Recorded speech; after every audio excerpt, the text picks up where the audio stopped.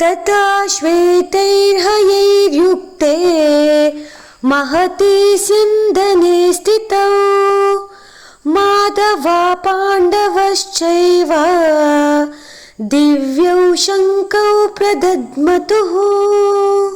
ಎದುರು ಪಕ್ಷದಲ್ಲಿ ಬಿಳಿಯ ಕುದುರೆಗಳನ್ನು ಕಟ್ಟಿದ ಮಹಾರಥದಲ್ಲಿ ಉಪಸ್ಥಿತರಾಗಿದ್ದ ಶ್ರೀಕೃಷ್ಣನು ಅರ್ಜುನನು ತಮ್ಮ ಅಲೌಕಿಕವಾದ ಶಂಖಗಳನ್ನು ಊದಿದರು.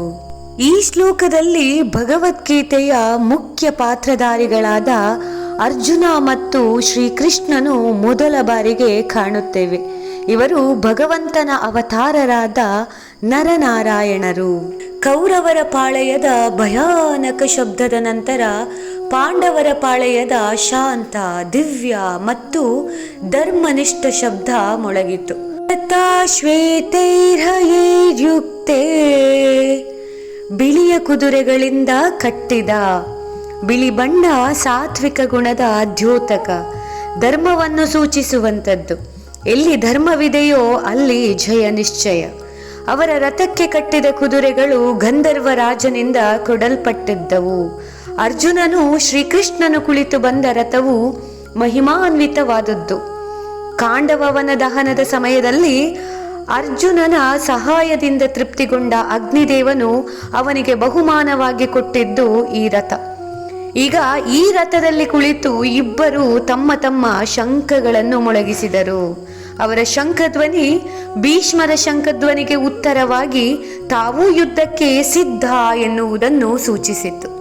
ಬಿಳಿ ಕುದುರೆಗಳಿಂದ ಎಳೆಯಲ್ಪಟ್ಟ ಅರ್ಜುನನ ರಥವು ಶುದ್ಧತೆ, ಧರ್ಮ ಮತ್ತು ಸತ್ಯದ ಸಂಕೇತ. ಆ ರಥದ ಸಾರಥಿ ಸ್ವತಃ ಶ್ರೀಕೃಷ್ಣ, ಸರ್ವೇಶ್ವರ, ಧರ್ಮದ ಪ್ರತಿನಿಧಿ. ಅರ್ಜುನ ಧರ್ಮದ ಪರ ರಣರಂಗದ ಯೋಧ. ಇಬ್ಬರು ಸೇರಿ ಮಾಡಿದ ಶಂಖನಾದವು ಕೇವಲ ಯುದ್ಧಾರಂಭವಲ್ಲ, ಅದು ಧರ್ಮಯುದ್ಧದ ಪ್ರಾರಂಭದ ಘೋಷಣೆ. ಭೀಷ್ಮರು ಊದಿದ ಶಂಖವನ್ನು ಅಲೌಕಿಕ ಎಂದು ವರ್ಣಿಸಿಲ್ಲ. ಕೃಷ್ಣಾರ್ಜುನರ ಶಂಖಗಳನ್ನು ಮಾತ್ರ ಅಲೌಕಿಕ ಎಂದು ವರ್ಣಿಸಿದೆ.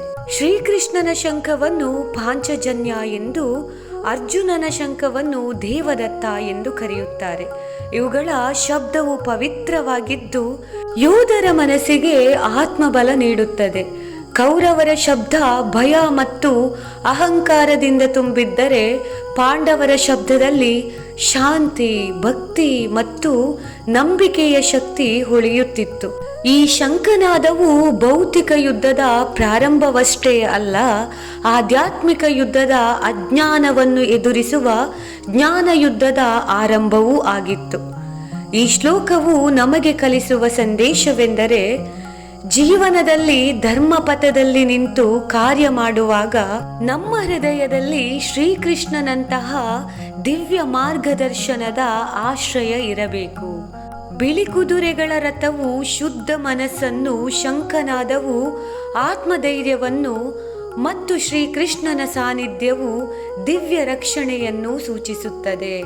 ಈ ಶ್ಲೋಕವು ಕೇವಲ ಯುದ್ಧದ ವರ್ಣನೆ ಅಲ್ಲ, ಅದು ಆಂತರಿಕ ಶುದ್ಧತೆ ಮತ್ತು ದೈವಭಕ್ತಿಯ ಘೋಷಣೆಯಾಗಿದೆ.